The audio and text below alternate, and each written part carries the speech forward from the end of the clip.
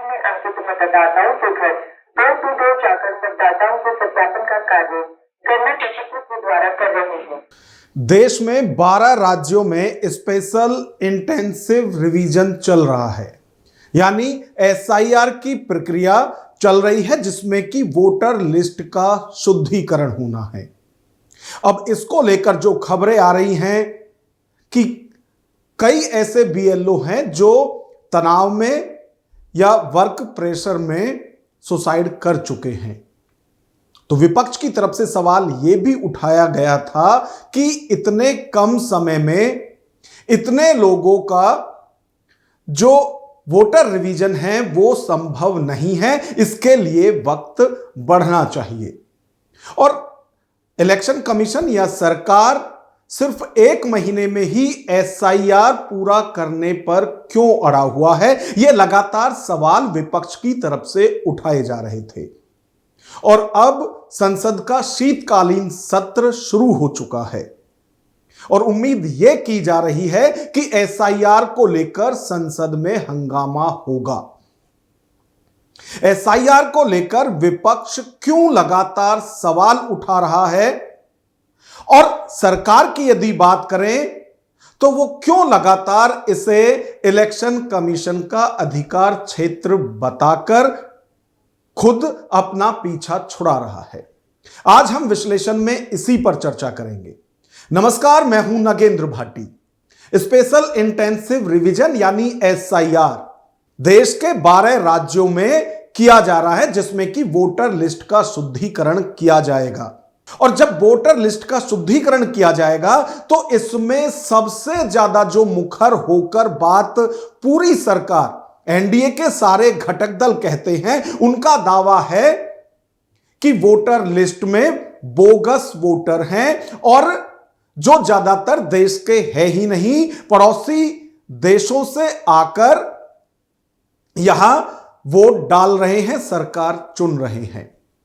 और जब पूरी सरकार यह दलील देती है तो विपक्ष की तरफ से इसका जवाब दिया जाता है कि सरकार अल्पसंख्यकों से उनका मताधिकार छीनना चाहती है। हालांकि बिहार में जब एसआईआर हुआ तो उसमें कहीं एक भी वोट दूसरे मुल्क की नहीं मिली।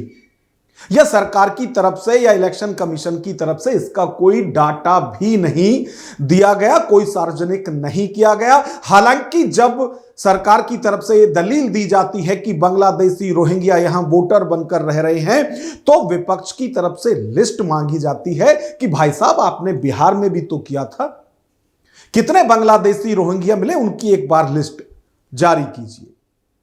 हालांकि जब से एसआईआर प्रक्रिया शुरू हुई है, पश्चिम बंगाल में जरूर भगदड़ मची हुई है।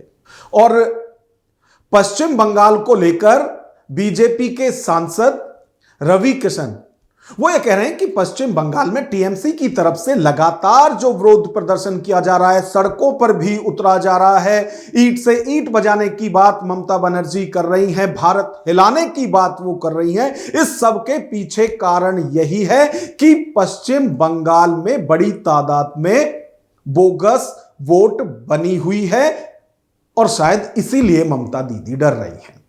वहां सबसे ज्यादा बोगस वोटर है, वो इसलिए उन लोग विरोध कर रहे हैं। वहां सारे बांग्लादेशी ज्यादा है, मैं बात आप बता रहा हूं। जो जितना डर रहा है, कोई कुछ किया होगा तभी डर रहा, कहां डर रही है वो। उनको नहीं, उनको इसको ट्रांसपेरेंसी के साथ करना चाहिए। 65 लाख बोगस वोटर बिहार में निकले, वहां पे भी निकलेंगे। वहां देखिएगा 1 करोड़ से ज्यादा वोटर निकलेंगे। संसद का शीतकालीन सत्र शुरू हो गया है और एसआईआर का विरोध जैसे कि पूरे विपक्ष की तरफ से किया जा रहा है, इसको लेकर उम्मीद यह है कि संसद में हंगामा होगा। और शायद इसी को भांपते हुए अब पीएम मोदी की तरफ से कहा गया है कि ड्रामा करने के लिए बहुत जगह होती है, जिन्हें ड्रामा करना है वो ड्रामा कर सकते हैं।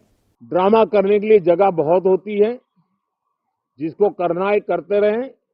यहां ड्रामा नहीं, डिलीवरी होनी चाहिए। नारे के लिए भी जितने नारे बुलवाने हैं, वो पूरा देश खाली पड़ा है। जहां पराजित होकर के आए वहां बोल चुके हो, जहां अभी पराजय के लिए जाने वाले हो वहां भी बोल दीजिए, लेकिन यहां तो नारे नहीं, नीति पर बल देना चाहिए और वो आपकी नीयत होनी चाहिए। पीएम मोदी के ड्रामा वाले बयान को विपक्ष खुद से जोड़कर देख रहा है कि क्योंकि विपक्ष की तरफ से हंगामा किया जाएगा तो इसे पीएम ड्रामा बता रहे हैं। अब अखिलेश यादव कह रहे हैं कि जो खुद ड्रामा करते हैं उन्हें हर चीज में ड्रामा ही दिखाई देता है, और वो तो यहां तक दावा कर रहे हैं कि एसआईआर वोट जोड़ने के लिए नहीं, वोट काटने के लिए किया जा रहा है। ड्रामा तो आप भी जानते हो कौन करता है। ये मुस्कुराहट बता रही है कि ड्रामा कौन करता है। ड्रामा, डेमोक्रेसी, केवल इसलिए ड्रामा शब्द का इस्तेमाल करना क्योंकि डी से डेमोक्रेसी है। हम ये चाहते हैं कि सिंसियरिटी से काम हो एसआईआर में और कोई भी मतदाता छूटे नहीं। जो ये जान जा रही है, ये भी ड्रामा है क्या? हमारे साथियों ये बताइए, जो बीएलओ ये जान चली गई जिनकी, तो ये क्या ड्रामा था कि जान जाना? चुनाव आयोग की तरफ से घोषणा की गई थी कि 12 राज्यों में 4 नवंबर से 4 दिसंबर तक एसआईआर की प्रक्रिया पूरी होनी है, जिसको लेकर विपक्ष की तरफ से लगातार सवाल उठाए जा रहे थे कि इन 12 राज्यों के लगभग 50 करोड़ वोटर्स का इतनी जल्दी रिवीजन कैसे हो सकता है। और जिस तरह की खबरें आई पूरे देश भर से, जहां भी एसआईआर चल रहा है वहां बीएलओ वर्क प्रेशर में या फिर टारगेट पूरा करने के दबाव में सुसाइड तक कर रहे हैं। अब पश्चिम बंगाल में टीएमसी के नेता है सौगत राय, उनकी तरफ से यह कहा जा रहा है कि सबसे ज्यादा एसआईआर के चलते जो मौत हुई है वो पश्चिम बंगाल में हुई है, और टीएमसी नेता भी यहां वही आरोप लगा रहे हैं जैसा कि विपक्ष के दूसरे नेता भी लगा रहे हैं कि एसआईआर वोट काटने की एक साजिश है। हमारे मेन मुद्दा है एसआईआर। एसआईआर के कारण सारा देश में 40 से ज्यादा लोग का मौत हो गई है और बंगाल में सबसे ज्यादा है, और ये एसआईआर एक साजिश है वोटर को नाम डिलीट करने के लिए। तो ये हम जी जान से उठाएंगे। नहीं, ये गणेश मिश्रा जो कह रहे हैं उसका हाथ में खून लगा हुआ है। जो लोग मारे हैं उनका खून, ये 2 महीना में ये काम कंप्लीट होना नहीं है। जबरदस्ती ये कर रहे हैं, बहुत खराब है। जिन 12 राज्यों में एसआईआर की प्रक्रिया चल रही है उनमें जिस तरह से टारगेट दिया जा रहा है बीएलओ को कि उन्हें कम से कम समय में यह टारगेट पूरा करना है, वैसे चुनाव आयोग की तरफ से इतना तो किया गया है कि जहां पहले एक बूथ पर 1500 तक भी वोट होती थी वहां अब 1200 से ज्यादा वोट नहीं होंगी। लेकिन लगातार जो चुनौती है वो बीएलओज के सामने है, और उसका कारण यह है कि समय कम है और काम ज्यादा है, जिसके चलते तनाव में बीएलओ सुसाइड तक कर रहे हैं। अब आजाद समाज पार्टी और उत्तर प्रदेश के नगीना से सांसद हैं चंद्रशेखर रावण, वो कह रहे हैं कि जितने भी बीएलओ एसआईआर के दौरान मरे हैं या जिन्होंने सुसाइड किया है वो सब एससी, एसटी और ओबीसी हैं। और वो तो यहां तक कह रहे हैं कि ये चुनाव आयोग की कोई साजिश है कि जो एससी, एसटी या ओबीसी हैं उन पर दबाव बनाकर उन्हें इस तरह से मारा जाए। जाहिर हो गया है। आप ये देखिए एसआईआर में कितने बीएलओ की जान चली गई है। क्यों आपको 7 दिन बढ़ाने पड़े? इलेक्शन कमिश्नर को क्यों बढ़ाने पड़े? क्योंकि आप भी जानते हैं जिन लोगों पे पिछले 10-12 साल में जातिगत गणना नहीं हुई है वो इतने कॉलम्स पूरे करा के जो है 1 महीने में 100 करोड़ मतदाताओं का सत्यापन कर देंगे। ये जो तमाम सब चीजें हो रही है ये जनता के सामने है और लोग देख रहे हैं किस तरह से वोट की चोरी हो रही है। कहीं 42 लाख वोट काट दें, कहीं 37 लाख बंगाल वोट काट दें, और जिन स्टेटों में चुनाव नहीं है उनमें एसआईआर गिरफ्तार धीमी क्यों? ये जो तमाम बीएलओ है, ये इन बीएलओ को शहीद माना जाएगा। और मैं आपकी जानकारी के लिए बता रहा हूँ, उत्तर प्रदेश जितने बीएलओ की जान गई उनमें 99% शेड्यूल कास्ट और बैकवर्ड के बीएलओज हैं, यानी कि शेड्यूल कास्ट बैकवर्ड के कर्मचारियों की एसआईआर के जरिए हत्या की जा रही है। कांग्रेस सांसद प्रमोद तिवारी की तरफ से तो यहां तक दावा किया जा रहा है कि जब 2003 में एसआईआर हुआ था उस वक्त 2 से 3 साल लगे थे और 1 महीने में सरकार एसआईआर कराना चाहती है। ऐसे में वो कह रहे हैं कि इसे कराने में कम से कम 1 से 1.5 साल का समय लगना चाहिए और जल्दबाजी किस चीज की है वो ये भी सरकार से सवाल कर रहे हैं। प्रमोद तिवारी तो यहां तक भी दावा कर रहे हैं कि यदि सदन में एसआईआर पर चर्चा नहीं हुई तो इसका मतलब यह है कि सरकार सदन चलाना ही नहीं चाहती। तो प्रमोद तिवारी के इस बयान से इतना तो साफ है कि यदि एसआईआर पर चर्चा नहीं होती है तो हंगामा होना तय है। ज्यादातर दल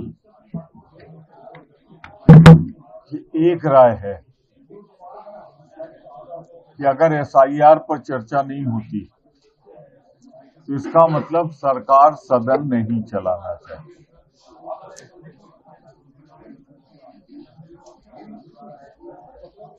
खुद महसूस किया इन्होंने कि जो इन्होंने टाइम टेबल बनाया था वो गलत था, समय बढ़ाया है 1 हफ्ते। चुनाव आयोग की तरफ से जब एसआईआर का ऐलान किया गया था तो उसमें यह कहा गया था कि 12 राज्यों में 4 नवंबर से 4 दिसंबर तक एसआईआर की प्रक्रिया पूरी होनी है, जिसको लेकर लगातार विपक्ष की तरफ से कहा जा रहा था कि यह समय कम है।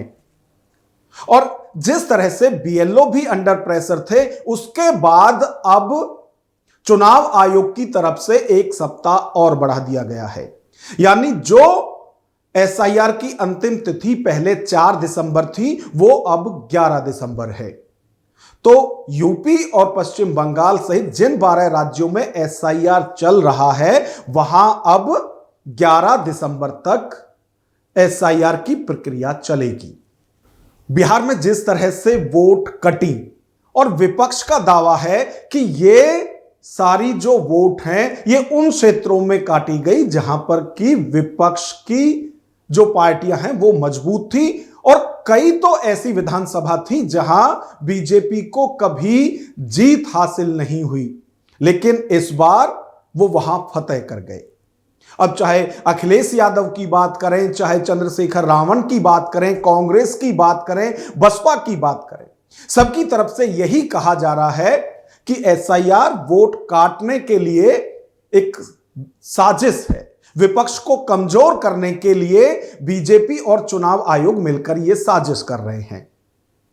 अब बिहार में जिस तरह से लगातार विपक्ष की तरफ से विरोध होता रहा, संसद नहीं चलने दी गई, बिहार विधानसभा नहीं चलने दी गई और उसके लिए बाकायदा रैलियां निकाली गई, लेकिन जो काम जमीन पर होना चाहिए था, यानी कि जो वोट कटी है और विपक्ष जो आरोप लगा रहा है उसके लिए विपक्ष की पार्टियों को सड़क पर उतरकर जिनकी वोट कटी हैं वो वोट जुड़वानी चाहिए थी। अब शायद उसी से सीखते हुए सारे विपक्षी दल अपने अपने स्तर पर हर बूथ पर तैनात हो गए हैं और सबने अपनी अपनी टीम बनाई हुई है और सबकी तरफ से मतदाताओं को जागरूक करने के लिए कैंप भी लगाए जा रहे हैं।